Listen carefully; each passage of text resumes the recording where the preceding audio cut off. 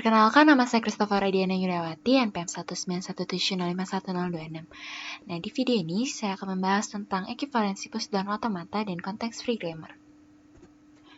Baiklah, konteks free grammar atau CFG adalah seperangkat aturan penulisan ulang yang dapat digunakan untuk menghasilkan atau mereproduksi pola atau string secara rekursif. Misalnya itu seperti berikut ini, yaitu dari S ke A, B, A0, B1, B2. Nah, dengan aturan-aturan di atas, itu kita kemudian dapat menghasilkan string-string berikut ini, yaitu dari S ke A, B, B, lalu 0, A1, 2, atau sebagai berikut ini, dan seterusnya. Nah, artinya dengan menggunakan aturan di atas dapat menghasilkan 4 kemungkinan set string, yaitu 012, 011, 022, dan 021. Nah, itu sangat mirip ketika kita menggunakan aturan sintaktik untuk menghasilkan kalimat-kalimat berikut, yaitu dari S ke NP, VP, NP ke N, dan seterusnya.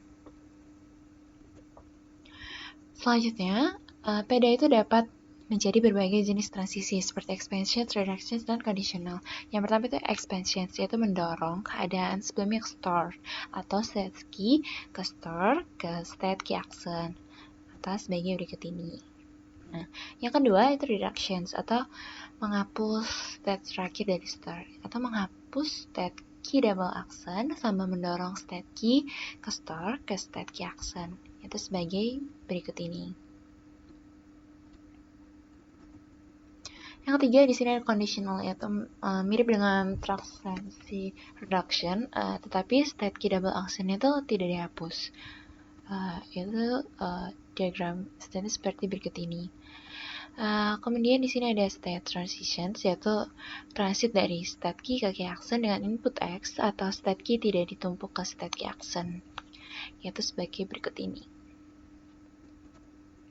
Selanjutnya di sini bagaimana kita akan menggunakan transisi-transisi tersebut untuk PDA. Nah, di sini ada contohnya.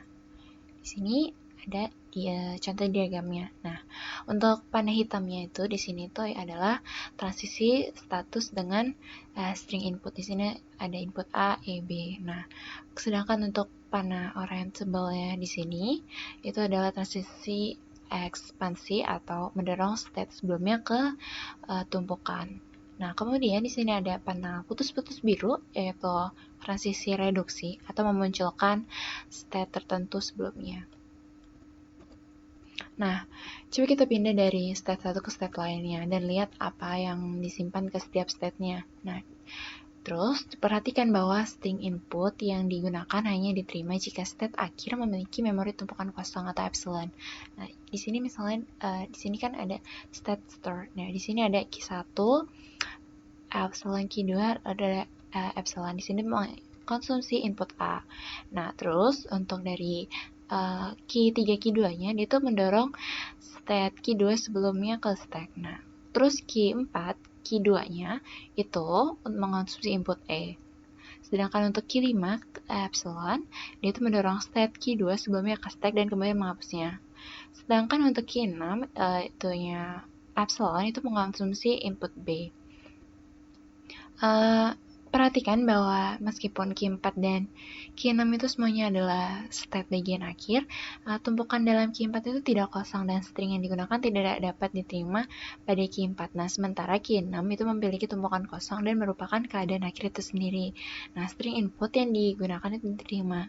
Ada satu hal lagi yang perlu diperhatikan adalah bahwa karena key 4 adalah keadaan akhir, itu tidak akan didorong ke tumpukan, tetapi hanya keadaan sebelumnya yang sudah ada di tumpukan, misalnya key 2. Nah, untuk penyimpanan pada state key 5. Nah, artinya itu meskipun key 4 adalah keadaan akhir, tetapi tumpukan tidak kosong. Nah, key 4 tidak dapat menerima string input AE. Namun, key 6 adalah keadaan akhir dengan tumpukan kosong. Nah, dapat menerima string yang dapat dikonsumsi, yaitu AEB. Kemudian di sini ada 3 persyaratan untuk keadaan PDA untuk menerima string input. Yang pertama di sini yaitu string inputnya digunakan. Yang kedua, tumpukan state-nya itu kosong. Dan yang ketiga, state-nya adalah keadaan akhir. Selanjutnya ada kesimpulan. Bagaimana sih membuktikan bahwa bahasa adalah CFG? Yang pertama, yaitu jika bahasanya CFG, maka ada PDA yang mengenalinya.